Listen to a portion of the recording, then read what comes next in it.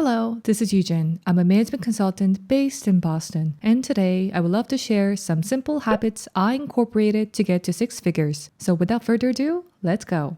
But first, let's go for a walk.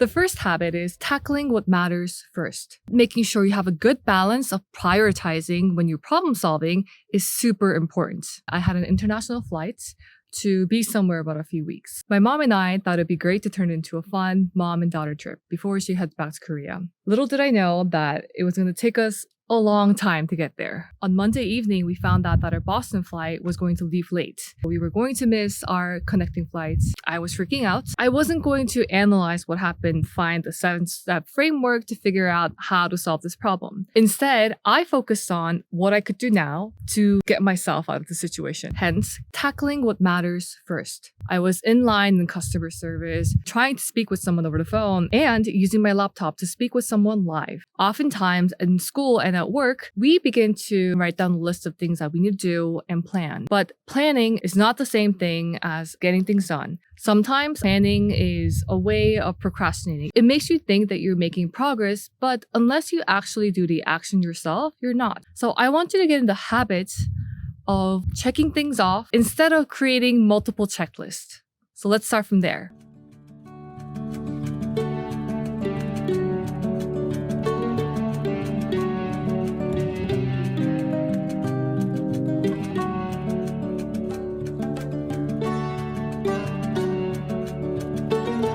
The next habit is about making friends across different age groups. Remember that video I shared about my thoughts on friends? I get a lot of my life advice from my mom. One thing she keeps reminding me, and I'm glad that I stuck to, is getting into habits of making friends across all different age groups. Typically, when we think about friends, we think of friends in a similar age group or someone we went to school together. When I grew up in Korea, the first thing that you'll hear a Korean say, 혹시 나이가 어떻게 되세요? And that's kind of their way of seeing whether they need to use 존댓말, which is a way of, showing your respect with your speech. Once I started incorporating this habit into my life that anyone can be a friend, that's when I really started to experience my life in a more, deep way.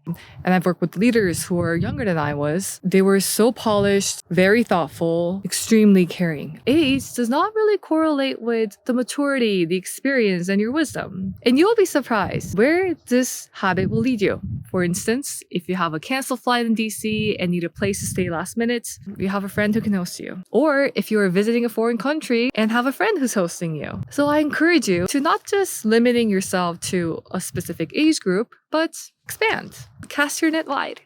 And that habit of making different types of friends will lead you to cool places, I assure you.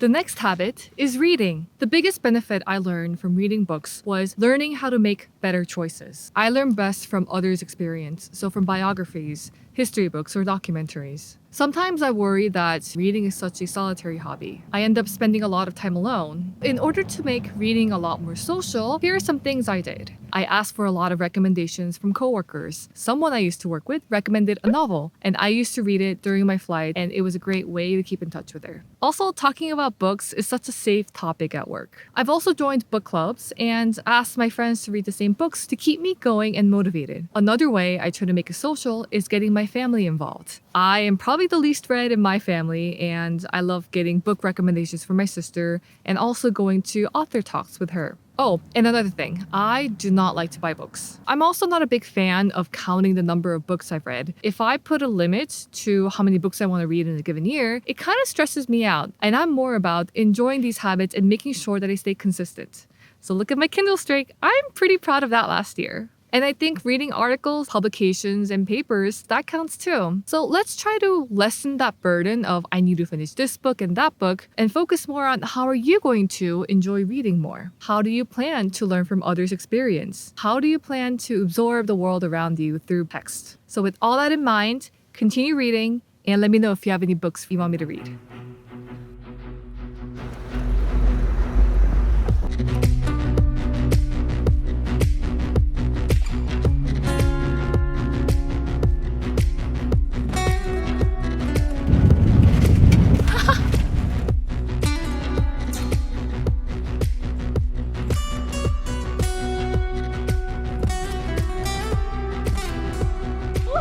Bravo!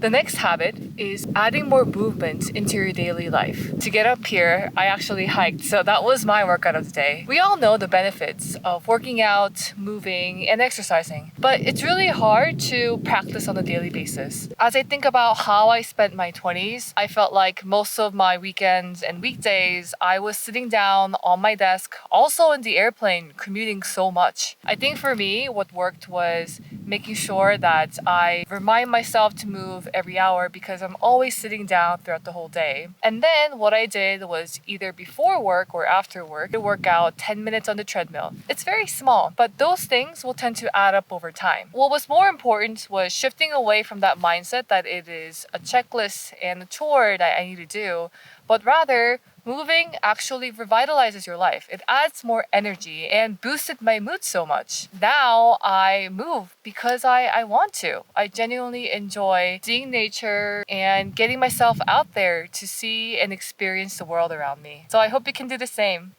And let's not limit ourselves to spending time at the gym. It can be anything like hiking a mountain, going for a walk, going underwater. Right, there we go.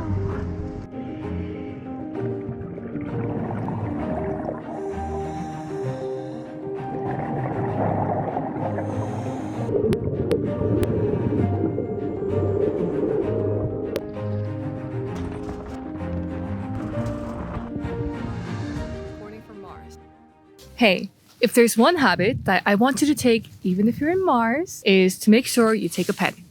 Having a pen with you is great, not just for you, but for others too. In my early days in consulting, I was exclusively using my laptop to take notes. So digital notes are easy to share. But because I was typing way too fast and making a lot of click, click, click noise, one of my mentors suggested that I move away from that, start incorporating a pen. By carrying a pen with you at all times, there are three main benefits. First is you remember the details. Second is a great way to communicate. And last but not least, it's great to get your creative juice out without any distraction. I made a few note-taking videos, one for handwritten notes and another for digital notes. What I've noticed is when I personally study or am at work, when I take notes with a pen, it's easier for me to actually remember. So with that in mind, always carry a pen with you.